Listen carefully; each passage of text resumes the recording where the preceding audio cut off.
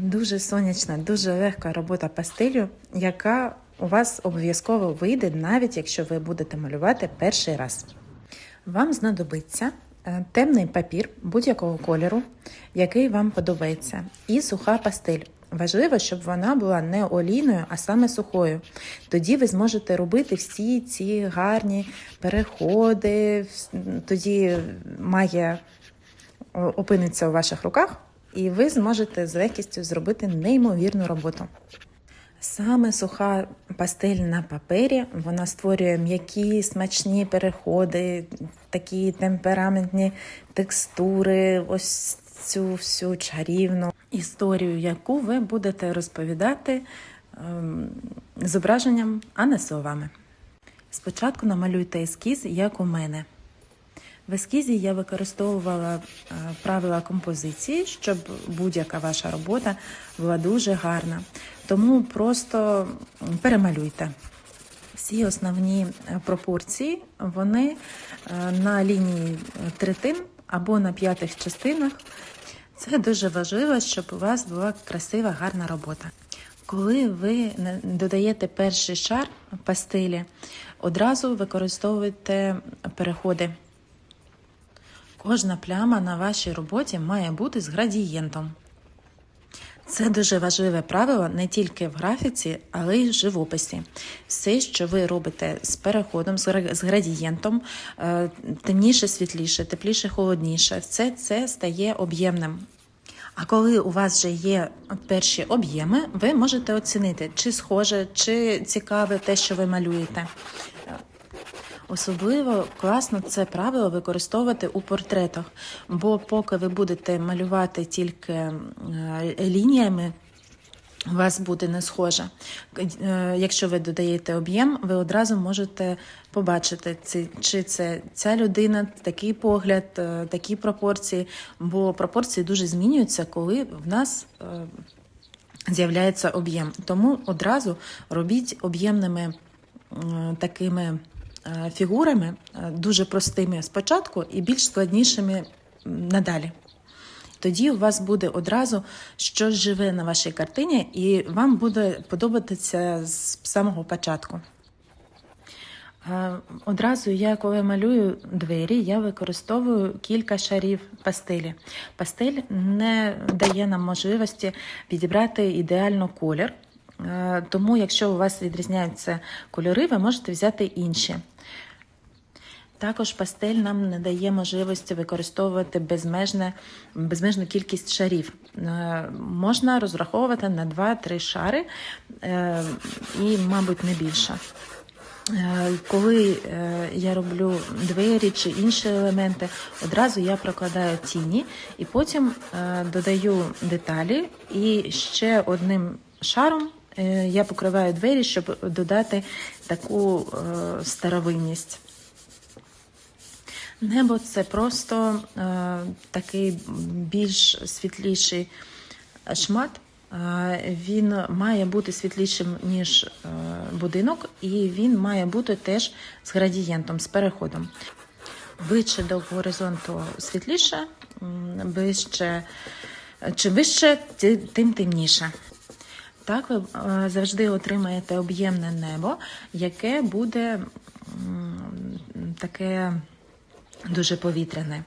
Якщо небо робити без переходів, воно стає плоским і не таким цікавим. Навіть якщо на картині у вас дуже-дуже маленький шмат неба, завжди робіть його з переходом. Далі ми робимо все, що знаходиться на дальніх планах. Взагалі-то будь-які пейзажі краще починати з дальніх планів, але зараз ми робимо, починаючи з будинку, бо цей будинок, він як камертон. Він темніший за небо і світліший за тіні. І тому ми можемо порівнювати наші відтінки по світлоті, що буде світліше, що буде темніше, ніж будинок. Це дуже зручно, коли у вас на картині є якась деталь, яка буде камертоном. Коли є щось, що ви вже намалювали, і там є потрібний контраст, потрібне світлове рішення, і ви далі можете все порівнювати, щось світліше, щось темніше. Коли ми пишемо будь-що, ми використовуємо 2-3 відтінки. На прикладі кущів є щось середнє зелене, темне чорне – це тіні, та дуже світлим відтінком зеленого або жовтого чи білого, якщо у вас немає такого зеленого, ви робите світло. Важливо, щоб це світло було світліше, ніж море, яке знаходиться позаду. Щоб намалювати таке каміння, використовуйте щось темне. Це будуть майбутні тіні. Одразу зробимо щось світліше для того, щоб ми могли порівнювати світліші чи темніші відтінки. Ви можете брати інші відтінки, але дуже важлива світлота. Потрібно постійно порівнювати сусідні плями, що темніше, а що світліше. І важливо, щоб та пляма, яка знаходиться поряд, вона була чи більш світлою, чи більш темною, і таким чином силуетами малювала ваші частини картини. Це класно видно на прикладі кущів. Ви бачите кущі знизу, бо більш світла пляма підходить до темних частин кущів. Тобто світло цього бордюру, воно якби малює тіні кущів, які знаходяться поряд. А світлу частину кущів ми бачимо яскраво, бо позаду більш темне море. Також море темніше за частину будинку, яка знаходиться поряд. І тому ми бачимо і будинок, і море, і небо, і кущі, і всі елементи дуже яскравими, бо поряд знаходяться плями, які більш темні або більш світлі. Це дуже важливий такий секрет художників, який допомагає зробити кожну картину дуже цікавою. Найголовніші секрети, вони не в тому, як малювати троянду чи будинок. Вони в тому, як мислити, щоб у вас була гарна композиція, гарний колорит. Це те, на що ми звертаємо увагу, якщо ми майстри, і те, що ми ніколи не здогадаємося, якщо ми тільки починаємо. Взагалі нам подобаються чи не подобаються картини не тому, що в них гарна техніка, саме реалістичність чи якась темпераментність. Ні, нам подобаються картини через те, що в них гарна композиція. Якщо композиція не гарна, то ми цю картину її просто не побачимо. Навіть якщо там якісь віртуозні прийоми використані. Але якщо композиція дуже класна, то навіть якщо у вас не дуже супер техніка, ваша картина буде дуже вдалою. Те саме відноситься до колориту. Тут на картині більш теплий колорит з елементами холодних відтінків. І тому, якщо вам якось відгукується тепло, сонце, то вам ця картина, мабуть, сподобається. Щоб це підкреслити, тут використані арки, якісь такі круглі елементи. Це все подобається людям тоді, коли ми багато настроєні більш на любов, на радість, на гармонію, коли нас цікавлять теми всесвіту, дружби, якогось внутрішнього розвитку. Тоді картини з круглими елементами, з теплими такими відтінками, вони нам дуже імпонують. Ми додаємо, безумовно, і холодних відтінків, але їх пропорціонально менше, і вони не дуже яскраві. Тобто тут небо і море більш ближче до сірого, ніж до яскраво блакитного. І тому наші теплі відтінки, вони здаються ще теплішими, ще яскравішими, і картина стає гармонійною. Ще дуже важливий та цікавий композиційний прийом – це якщо у вас є якісь дуже рівні такі лінії, як край будинку. Краще їх зробити не такими рівними, десь їх перекрити листям або квітами, або чимось ще, щоб було більш природньо. Можна використати це правило і гарно художньо обробити края. Края малюнку, зробити їх не рівними, а такими якимись хаотичними. Наприкінці в картину ми завжди додаємо якісь цікаві акценти. В мене це буде велосипед.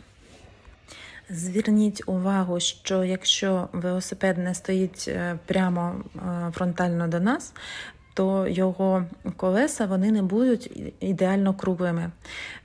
Все трошки змінюється у перспективу. Якщо колесо трохи повернуто до будинку, це буде вже не коло, а ельпс. Як і будь-що інше, ми використовуємо 2-3 відтінки, малюємо дуже легко. Тут важливо не чітко построїти велосипед, як він є. Тут важливо передати емоцію, образ і настрій велосипеду. Тобто вам потрібно намалювати щось, що буде нагадувати велик, і що буде передавати ось цей настрій, коли сонце, коли море, коли літо, і можна ганяти на велосипеді, і все навкруги таке квітуче. Ось таке. Вам потрібно зловити цей настрій, і тоді ви дуже гарно намалюєте щось, що буде викликати такі емоції.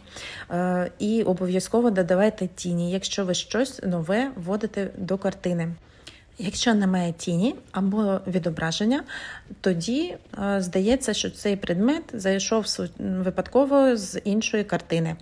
Якщо ви малюєте сонячний теплий день, то є такий класний секретний прийом колориту. Ви можете використовувати всі тіні синіми або просто холодним відтінком, а всі світлові частини ви можете робити теплими, біло-жовтими, ось якимись такими. І це створить настрій сонячного, такого дуже яскравого, дуже веселого, щасливого дня.